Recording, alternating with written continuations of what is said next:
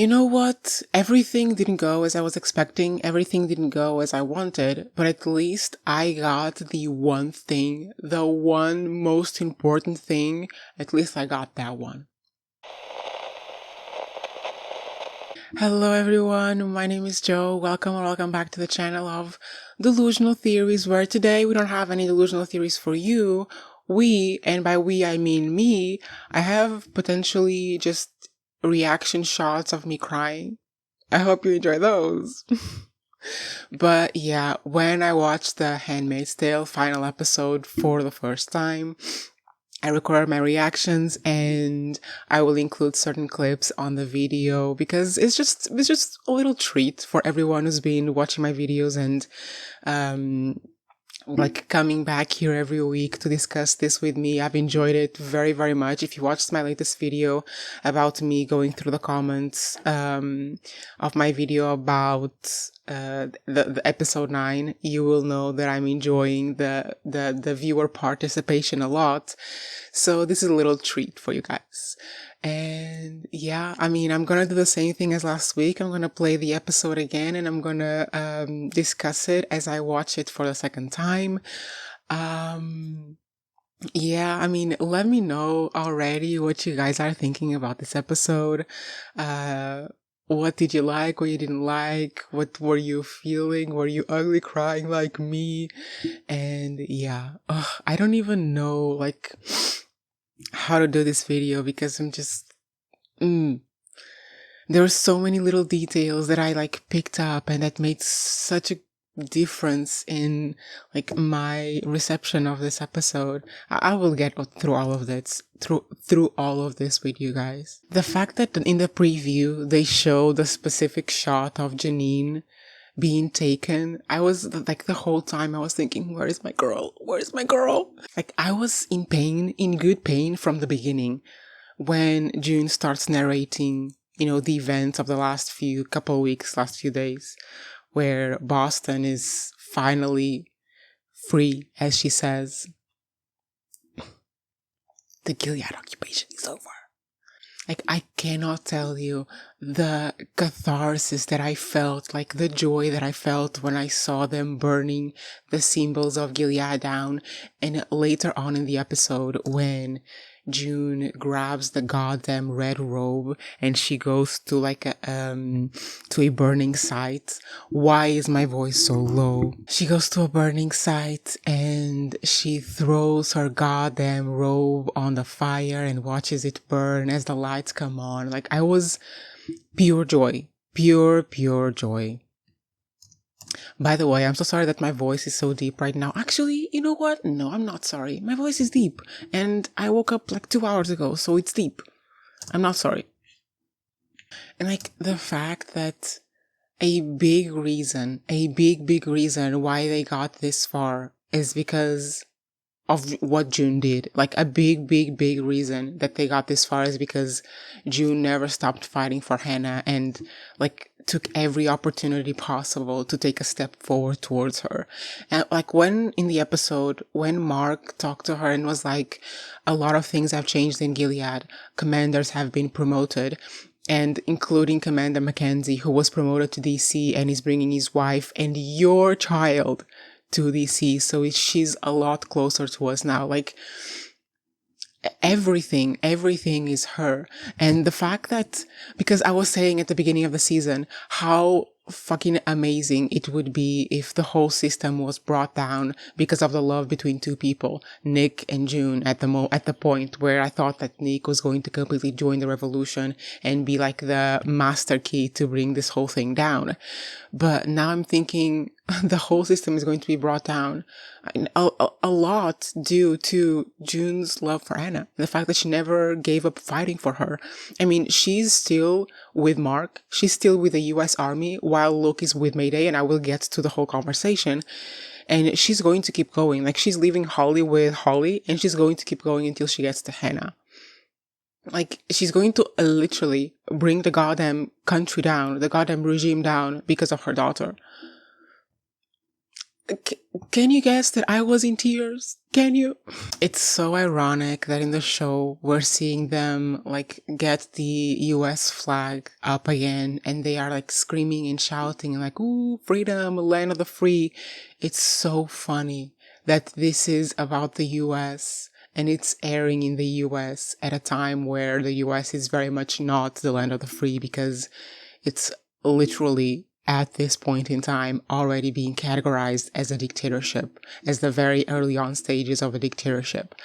It's just like how ironic can things get, really? It's so, when you think about it, it's so insane. It's so insane that this is a US show. It is being aired in the US. It has a lot of like American actors about like doing this show about the US being taken over by an authoritarian regime while the US is becoming an authoritarian regime. I mean, did you guys hear about Harvard that started offering free courses just to spite the government and the government's insistence that they stop their diversity and inclusion programs and stop enrolling international students? I mean, can you imagine a government telling a university that they can't enroll international students? It is authoritarian. I mean, the US government is trying to get Denmark to stop, like not Denmark, but a specific city, I think, in Denmark, to stop their diversity and inclusion programs. And we've had that in Portugal as well. We've had news about the US shutting down international like exchange programs with universities in Portugal because he gave us a warning, oh, shut down your diversity and inclusion programs or we will close like student centers from the US. We will close like information centers about studying in the US. And the universities was like, no, we're not going to shut them down. So they literally closed the informational centers about exchange like courses in the US, like exchange students in the US, because the universities didn't shut down their diversity and inclusion programs. They're trying to interfere not only in their own state, they're trying to interfere in everyone else's state while this finale of The Handmaid's Tale is airing. Insane. If you ever thought what it would be like to live a dystopia, welcome to reality. I'm gonna show you what happened to my face when we finally saw Janine, because I'm an ugly crier. You guys are gonna see. I'm an ugly crier. I'm gonna say this once and never again. There were way too many shots of Elizabeth Moss's face with her blue eyes, like sometimes looking at the camera, like, I get it. I get those shots. I understand they're important, but Jesus, do something different. And then we get a flashback to Nick moments, and I will talk about Nick when we get to a specific point of the episode, because I genuinely think it changed a little bit my perspective on Nick, and I don't think the writers were writing it with this objective in mind the whole time, but in the end I think they brought it back together, making some sense, but I will talk about it. But here in the beginning, June has flashbacks to him and she's mourning him, and it broke my heart. I'm not even gonna lie, it just broke my heart. It did. Because she's like saying goodbye to, I mean, at one point, June, and it's completely like undebatable, at one point June dreamed of some sort of life with Nick and Holly. And I think this moment, the moment where she sees the symbols of Gilead burning after Nick was exploded in the plane, it's the moment that she's mourning that life and mourning him. And it's just painful. It's just painful. It just hurts my little heart. Luke has basically become the leader, or one of the leaders of Mayday, which I enjoy, but also think it's very convenient, I guess. But he's basically one of the people who is leading the changes in Boston, getting the lights on and organizing everything. At this point, Mayday is basically cooperating with the US Army, and they have like their separate little missions, their separate little tactics, but they're both working towards the end of Gilead and the freedom of everyone in it.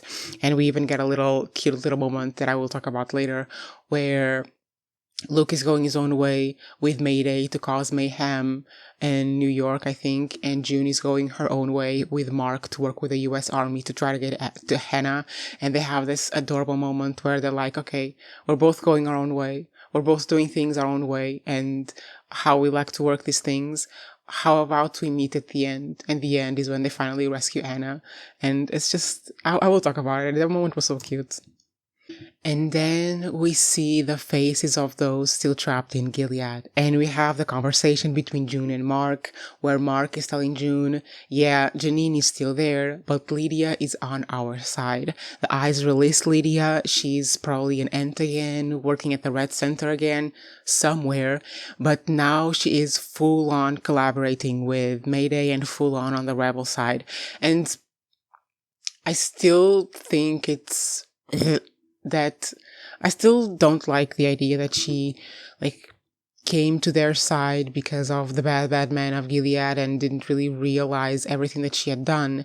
However, there is hope because of how we see Serena's arc ending. I think there is hope for Lydia. And I think it's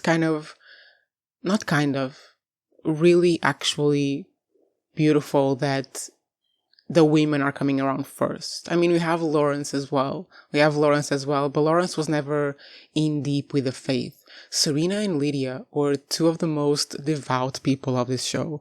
And the fact that they are coming around, hardcore coming around, it's just beautiful to me. I've said many times that I despise these two women.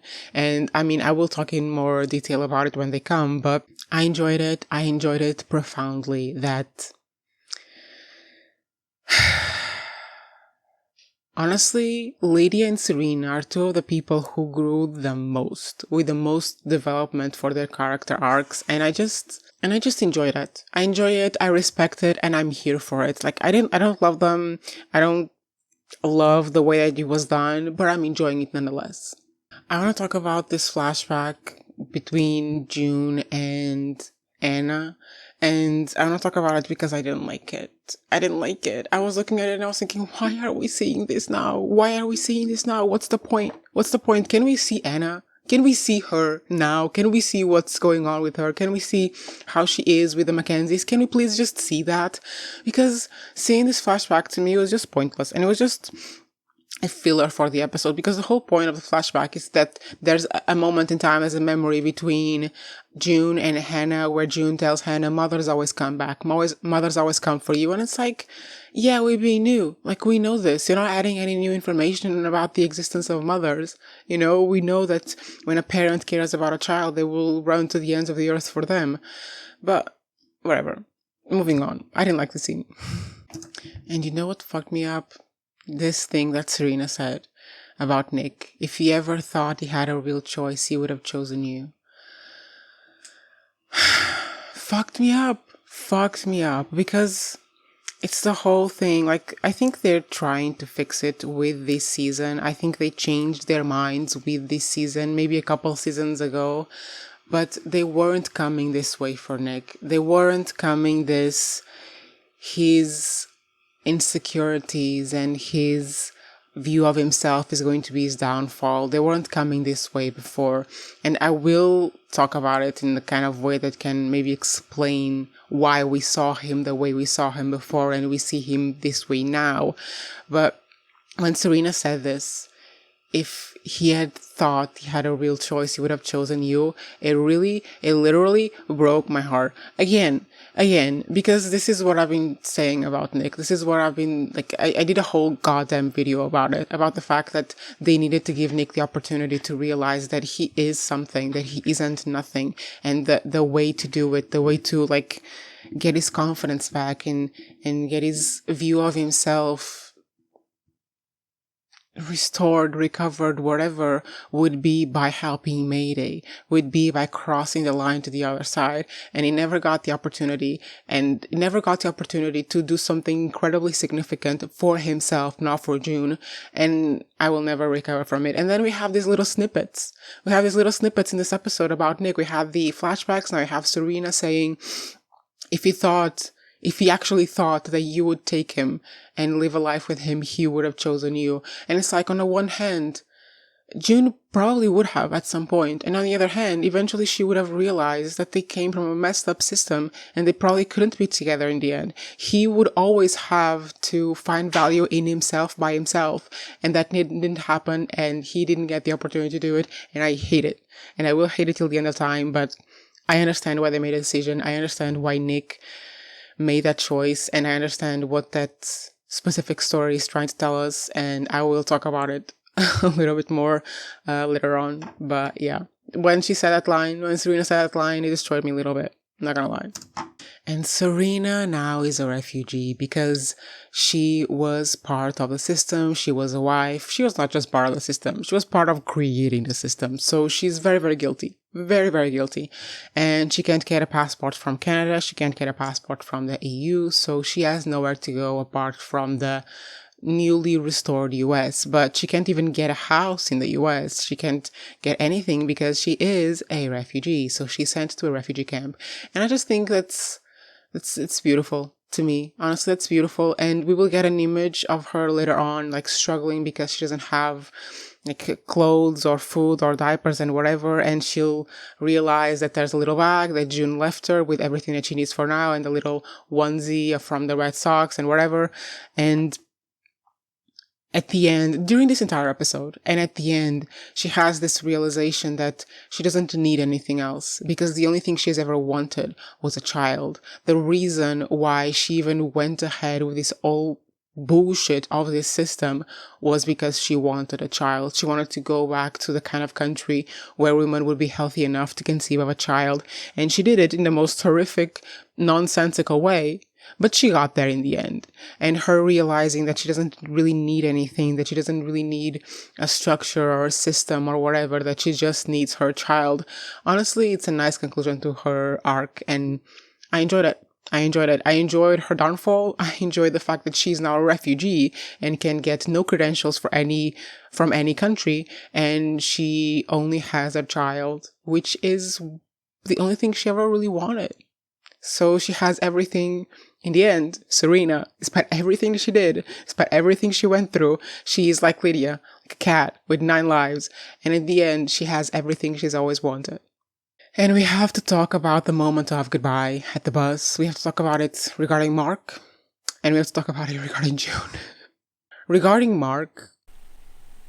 Oh my god, if these two get together, if Serena and Mark get together, I won't be responsible for my actions. When they're talking about things and Mark is saying, I'll try to figure something out for you. Why did I catch vibes? Why were there vibes? And we found out before that Mark is divorced. Mark, you little shit. You better not. You better not. You better not. I cannot believe I caught vibes. You better not. This is all I'm going to say about it. Mark, get your shit together. And then we have the goodbye with June. And I don't even remember what my reaction was. I think I cried my eyes out or I was angry or whatever, but thousands and thousands and thousands of people dream of getting apologies like that and they never do.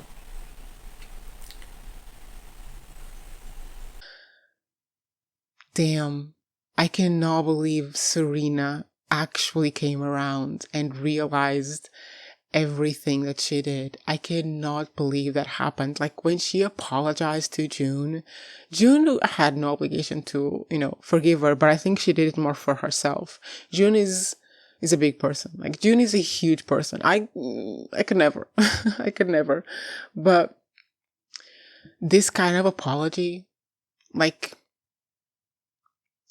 recognizing everything, like facing your victim, like looking them in the eyes and saying, I know what I did to you. It was wrong and I'm sorry and you did nothing wrong.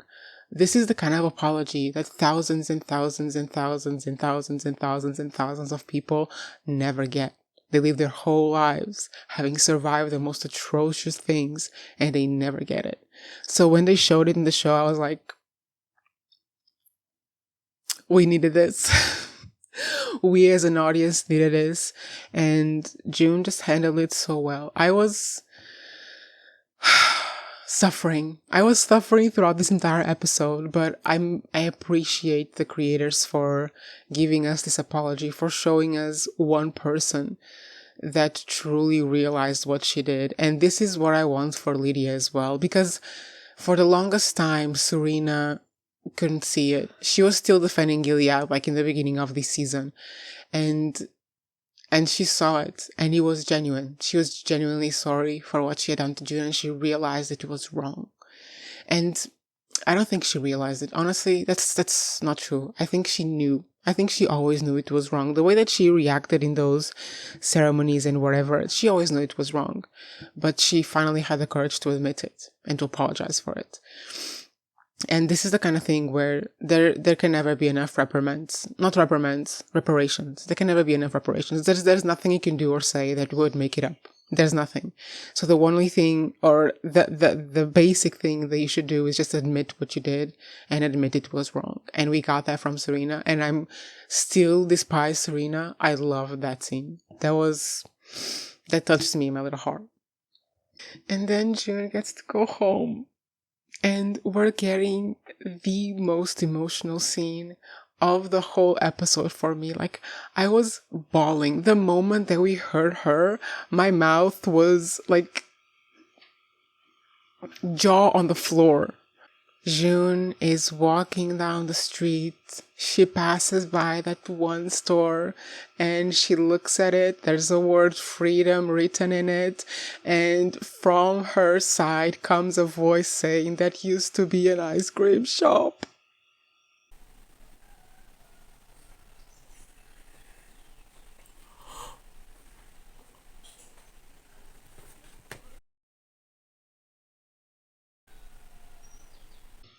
Like, I died watching that scene. I'm tearing up right now. The shit that they survived. And when we get to the wall with, do you know that story? The story about when they liberated, I think it was Auschwitz or something like that, that one of the first things that people did was put on red lipstick because they had been stripped of their identities to such an extent that they needed something to remind themselves that they were human. And when we get to that wall with all the writing, and the most of it is just people saying, my name is, like, this is my name. The name you gave to me is nothing. My name is this, and I never forgot it. And here it is on your wall where you used to hang handmaids. I was in pain watching that, in good pain.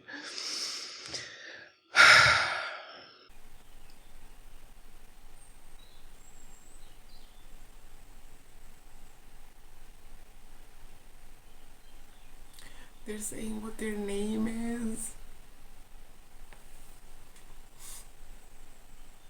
Emily tells us what she's been doing. I cannot believe we got Emily back. Like, I had hopes for this. Her voice was in the previews.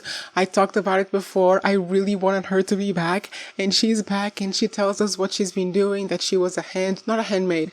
She was a Martha in a commander's house, a commander that she knew and she trusted and she was fairly safe. And she was in contact with her family in Canada. Like, everything they went through and they're still here. If this isn't hopeful to, like, the audience, to the watchers, like, what is? And when we get to Janine,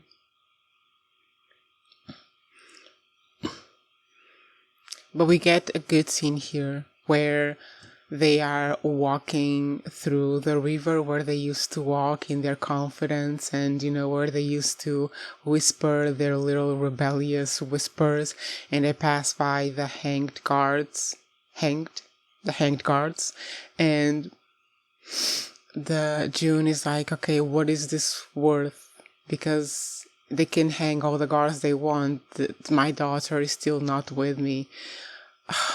I'm going to love the Testaments. I'm telling you right now, like, I will always be a little bit bitter about Nick, but it's not gonna stop me from enjoying the show. Like, come on, be serious. And the landslide scene, I was in pain. And the whole time I was thinking, oh my god, they got Janine back? Is this Janine? And then I realized that she had her eye. Which this is basically the scene of June coming to terms with the idea that it's never going to be how it was, that they're never going to get that back, that they're never going to, be the people they were before, that their damages, physical or emotional, are going to be there and they're going to have to deal with it through the years, probably for the rest of their goddamn lives. But they'll make it, They survive this, they can survive anything. This review is just me being a complete fangirl. Like, completely. There's no criticism coming out of my mouth, just fangirling. And right after that, we see it. We see baby girl Janine being rescued. Like, when Mark called for her, I'm not gonna lie. In my mind, I thought, is Nick alive? I'm sorry, guys. I'm sorry. I understand why he's dead. But it wasn't. It was even better. It was Janine. And if you remember, this whole time I've been saying that regardless of what happens, I need Janine and her baby out of there. Janine went through so much. Janine was a handmaid. She was like one of the ones that suffered a lot. They took her eye. They punished her so much. She was one of the most combative ones. And she was at one point sent to the colonies. She had a baby there. She lost her baby. She had to see someone else raise her baby. She was at the Red Center for how long? She was sent to the Jezebels. Then she was posted in a goddamn sadistic asshole's house. And even when everyone was freed at the rebellion, the revolt, she was still taken. She survived all of it. All of it, everything, she survived it. She's out. And she finally has her daughter in her arms. This is what I needed. This is what I needed. I needed her out. And I needed her with her daughter out. And you know what? I take it back. Because, yes, this was fan service. Thank you very much. I feel served. I feel full and served. Janine? Janine? Janine? Janine? Janine?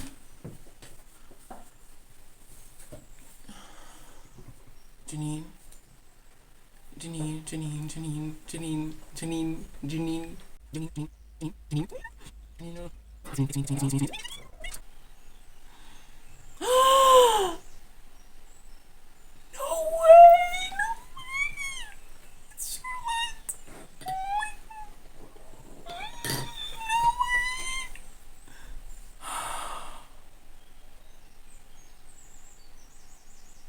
This is all I wanted. This is all I wanted. Oh my god. Aunt Lydia. Well done. This is all I wanted. Oh my god. And we even see like Naomi telling Charlotte, you will be safe. That's the most important thing. And I love you. And it's kind of like, I mean, we don't need that from Naomi, but it's okay. We see that Aunt Lydia arranged the whole thing, and it's kind of her, like, realizing that she owes it. She owes it to Janine. Like, it's the minimum she can do because it's the only thing Janine wants. And Aunt Lydia could have gotten Janine out so many times, and she didn't because she was a devout person who was completely with the system, and now she finally can. Like, seeing the change in Serena and seeing the change in Lydia is literally, like, gave me life.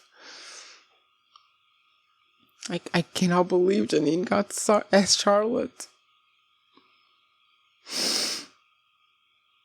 And Naomi starting to break as well. I can't wait for the testaments. But, like, what's gonna happen to Naomi? Because she goes back. But she just gave her child away, her child, according to Gilead. She doesn't have a husband. What's going to happen to her? What kind of protection is she going to have? Is she going to be like part of the group of wives that is mourning the dead husbands from the plane? Is like some kind of system, new system going to be created just for them. Like Serena is out, but the other commanders must have had wives. Like, how is she going back? How is she going to have any power, any protection, any safety as she's going back? Is it going to be Lydia who's going to be protecting her? And what kind of power does Lydia really have? I don't understand this. Like, I thought Naomi was going to leave with Charlotte. I mean, not with Charlotte, but like deliver Charlotte and then just become a refugee like Serena. But no, she goes back. It really feels like she's going through the same journey as Serena went through. And she's going back to Gilead because she doesn't think she has a place outside of Gilead. But yeah, I'm so curious as to how they are going to organize or reorganize Gilead, like according to this, because Gilead now is actively losing. They're really losing, like visibly losing. Everyone is going to be gossiping about the fact that Boston was taken by the US Army. What is Naomi's place in this? Like, where is she going to be? Because there isn't a place for single wives with no children. And I mean, how is she going to justify the fact that she gave Charlotte away? Is it going to be like an attack or something where they kidnap Charlotte, they kidnap Angela? How is she going to justify it enough that she will be given another position in Gilead? I don't understand why she went back. It doesn't make any sense to me. I don't know how she thinks she will be protected from the wrath of the commanders. But I guess we'll find out in the Testaments. Maybe, maybe not. But you know what? When Lydia said, take good care of our Janine, and Charlotte recognizing her name. Thank you, Aunt Lydia. I don't like you, but thank you. And here we have it. Here we have the full turning of Aunt Lydia. Here we have Aunt Lydia completely cooperating with Mayday and Mark, the US Army. And we have the turning. The turning was established. It's complete. She is a rebel within the authoritarian system that is Gilead. And I can't wait to see what shenanigans she gets involved in the Testaments. There's for sure going to be a scene at some point where Aunt Lydia talks to Anna about June and they form an alliance of some sort. Can't wait to see that. Can't wait to see Hannah be like, how dare you pretend to be my mom's friend when you were the one who taught her to be quiet and to be a good sex slave? How dare you, Aunt Lydia? I want someone to talk to her like that. Like, June is such a huge person. She's such a big person. She shows kindness to everyone. Literally everyone. Like, I could never. That's the thing. Because we're all out here, like, we're so angry about all of these right-wing assholes who are taking over and whatever. And everyone is saying, oh, we need to, go about things with empathy and understanding and whatever. And basically, we all need to be Junes, but it's like, I'm not.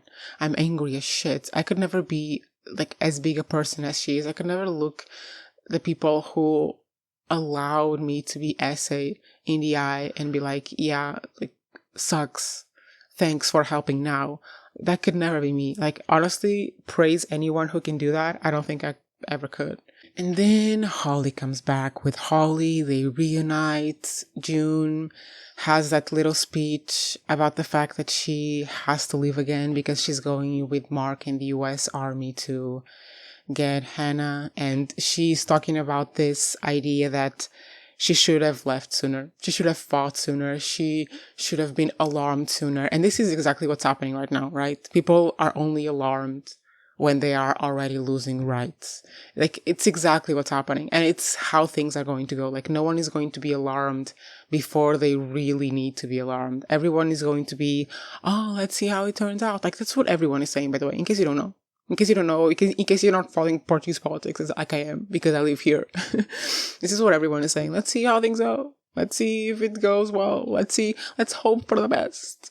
Let's hope that the alt-right-wing fascist politicians in Parliament advocate for our best interests. Let's hope.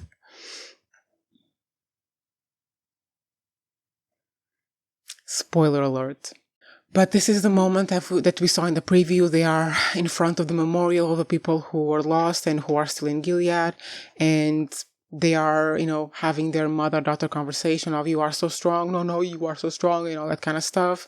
It's really cute, but the really important moment is when Holly turns to June and says, you should write your story. You should write the story. You should write the Handmaid's Tale. And we even see that at the end, June goes back to the house and she starts narrating the beginning of the book. And it was cute. It was a little cringe that she's like, you should write a book. But when I was watching it, I was eating it up very much. Thank you. And then we have this most adorable moment between Nick and June. Not, goddamn it. Nick is haunting me between Luke and June, where Luke has basically become a leader for Mayday. He is responsible and he's been working for days without sleeping. He's responsible for a lot. He's doing a lot, and he is going to go with the Mayday movement to New York, as I said. And this was a beautiful moment because June for a while has been insecure about her relationship with Luke and has been feeling like there's, nowhere to go. We've gone through a lot. We've gone through too much, and we are apart as people. We don't have similar lives. We don't have similar goals. I mean, they have one goal in common, but they're going to go their separate ways because Luke is with Mayday and June is clearly with Mark, and they're going to tackle it through those two fronts. But there's this beautiful moment. They are very different now. They have made different choices. They are different people, and they don't know each other like they knew each other before all of this. But there's going to be an after. One day they will get Hannah back. They will reunite. There will be a family again in whichever form they can do it. And Luke says something even more important, which broke my little heart. Again, how many times can my little heart be broken in this episode? Too many times. He says, you should write the book. And he reminds her of the people who helped her, because she was like, what am I going to write about? Violence and despair, because that's all I felt for years. And Luke is the one who is like, no, you're going to also write about the good parts of it, the people who loved you and supported you and who helped you. And he says Moira and Rita and Lawrence and Nick. And all these little sprinkled moments of Nick in this episode, it just makes me even more sad that the decision the writers made was that one. As I've said before, I understand the decision. I think it was still a good decision, and it sparked an interesting conversation about Nick's role and how he failed to, become the best version of himself, I guess. How he failed to reach his full potential, how he failed to make the right decision for not just for the country and other people, but for himself. Because there's no one's life is better in Gilead. Because yes, men have privilege and have power and have a lot more comfort and important positions. But what love do they feel? What accomplishment do they feel? Because if you think that being inside the mind of a man who only wants to control and overpower everyone is fun, it is not. Men who are manipulative and controlling and just sociopaths and whatever, they have the most horrendous minds. It's hell inside their heads. And the idea that still to this day, there are men who only want that, who only want to have control and have power over everyone else, who want to be the ones to make decisions, is completely insane. Because what life do you lead inside your own head? What is there to look forward inside your own head? Just momentary pleasures? The joy of hurting other people? Really? That is a life that you aspire to? This is the thing I don't understand about all these kids that are turning to the dark side. And I mean, they're turning because that's what they see online, and that's the only option they think they have. It's what kind of life do you think you're going to get? All these kids that are turning to the far right and the incels and the red pills and whatever, what kind of life do you think you're going to get? What kind of brain do you think you're going to have? Because these men that are obsessed with control and power are always paranoid about losing it, are always paranoid about being humiliated and diminished or whatever. It's not fun inside their heads. It's not fun. It's incredibly paranoid and dark and shit. So all this to say that I enjoyed Luke's little moment of reminding June that even in the hell that she suffered, there were moments that were good enough to give her hope of getting out, and she did. And that, just reiterating what Holly said before, that this story wouldn't be a story of violence and despair only, it would be a story of hope. And a story of hope it is. Because honestly, I don't think this could have come at a better time. To be honest, I needed this. I needed to see Gilead burn, even if it's just a little bit. And I will be celebrating when A Testament comes out and Hannah burns the rest of it. And they're going to go their separate ways. And they're going to meet when they finally rescue Hannah. We will see them again. We will see them again in The Testaments. Bet on it. And then we get the very end. She returns to the house where she was secondly posted as a handmaid. And she starts writing her handmaid's tale. Honestly, the scene was too long. Okay? It was too long. But I appreciated it very much. And this is the thing, right? This is the thing that got me thinking about, and maybe I'll have a reaction for you about it. Let's see.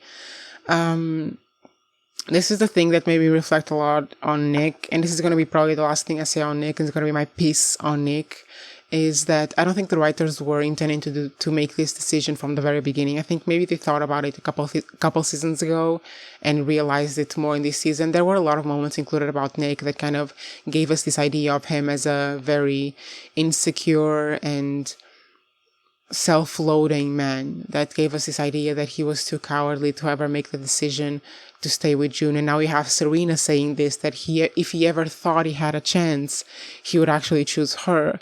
That in his mind, it was always the only thing that he's good for June is to help her, in her little missions in Gilead. So he has to stay in Gilead to help her with her little missions in Gilead. And I mean, I understand the choice and it makes some sense to me, and I understand why they made it, and it's still a good decision in terms of reflecting on these kinds of characters like Nick, the nice guy until he loses the reason why he's nice about. I think it's a simplistic way of looking at Nick, and I think Nick is probably one of the most complex characters of this whole show, and maybe one day I'll have the patience to do a whole character analysis of him. But this kind of ending of June starting to tell her story, starting to tell her handmaid's tale, kind of made me reflect on something that can maybe explain to us or put it into a different perspective why Nick was so romanticized in the beginning and now at the very end he feels so out of character. Because if we are hearing this story that June is writing, if the Handmaid's Tale series is the story that June wrote in the end, not just of the first season like we have in the book, but her whole story of escaping from the moment she's captured to the moment that she completely frees Boston. If this is the whole story, and this story has been told by June, it's from June's perspective, so of course Nick would be incredibly romanticized in the beginning, because in that first season, and maybe second season as well, Nick was her only escape. It was Nick. It was the moments that she had with him. It was the only real thing she had in Gilead. So as she's writing this story, and now she's writing it from the perspective of a person who is still living in that system, of course she would write Nick like that. Of course she would romanticize Nick to the highest level. And I mean, maybe justified, maybe fairly so, because she lived those moments very romantically. I mean, she lived those moments as like the hopeless romantic, the person who's going to fall in love with someone who is going to save her from this regime. So if June is the one telling the story, it makes sense to me that she romanticized him and that she portrayed him in the early season as being this very romantic, hopeful person that one day will fully turn to her side. And I mean, maybe that's not even biased. Maybe that's not even, an unreliable narrator. Maybe that is the truth in the way that she felt it at the moment. Maybe that is the truth for Nick at that moment. But then things evolved. And maybe the perspective on Nick started to shift because her way of looking at Nick started to shift. Because really, it is the Paris thing, isn't it? It's the Paris thing when things start getting a lot more blurry with Nick's character, when we start to see like a different version of him. There have been some moments before that. There were some moments before that, but that was like the big one. Maybe that's why it felt so out of character to us, because that was a moment where June started seeing him in a different light, started seeing different parts of him that she didn't see before, or she didn't allow herself to see before. And this isn't to say that Nick was evil commander and whatever. I've said this many times. This is my position until the end, that he is a complex, great character and needs to be like explored like that.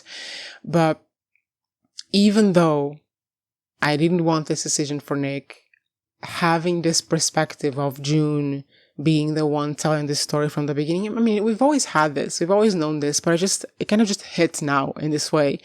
It makes more sense to me why he was acting so out of character at the end and why the perspective on Nick changed at the end, because June's perspective, the narrator's perspective, changed at the end. And that's why Nick is played so romantic. That's why it's written from her point of view. So I guess that's my last bit of input on this. I will maybe do a video about what comes next, testaments and all that kind of stuff. Maybe I'll read the book. I'm a big reader. If you don't know, I have a booktube channel that is a little dry at the moment, but we'll get to it.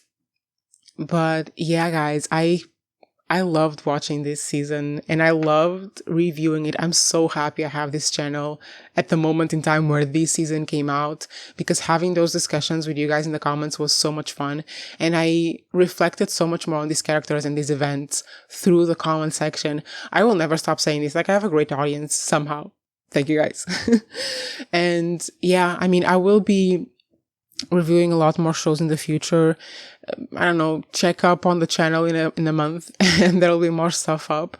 But yeah, just thank you so much for watching all these videos and for interacting with me and talking with me about your opinions and reflections and commentary on the show. I just enjoyed it. It was just so much fun. And yeah, I'm gonna keep doing it. I will be here for sure when the testaments come out to review it with you guys, and hopefully a lot more people by then. But yeah, this is it. It's the end of The Handmaid's Tale. I'm gonna be emotional all day. And today I have physiotherapy session and I have a swimming session because my back is shit because I'm 80 years old. This is what I'm gonna be thinking about all day. All day long, I'm gonna be thinking about The Handmaid's Tale. I can't believe they got Janine out. I am so happy that Janine and Charlotte are out. Like, I need a scene of them in the testaments, just showing them, like, I don't know, taking a stroll through the park. Like, when June was hugging her, I was just thinking, take that white cap out of her head. Take it off. I'm so happy that Janine is out. I think of all the things, like, I'm the most happy that Emily came back on the show and that Janine and Charlotte got out. But anyway, you guys, if you enjoyed the video, give me a like. It helps a lot. Comment, subscribe, share the video around. And if you want to support me and support the work that I do at the channel, join the membership on YouTube or join my Patreon. Both very dry, but I will figure out what to do with these places soon enough. And yeah, I don't want to end this video because it's the end of the season, but I have to.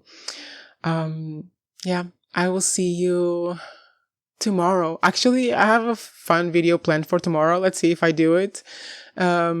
Which will not be about a TV show. Look at that. Anyway, you guys, see you tomorrow. Bye. Bye-bye. Bye. Bye.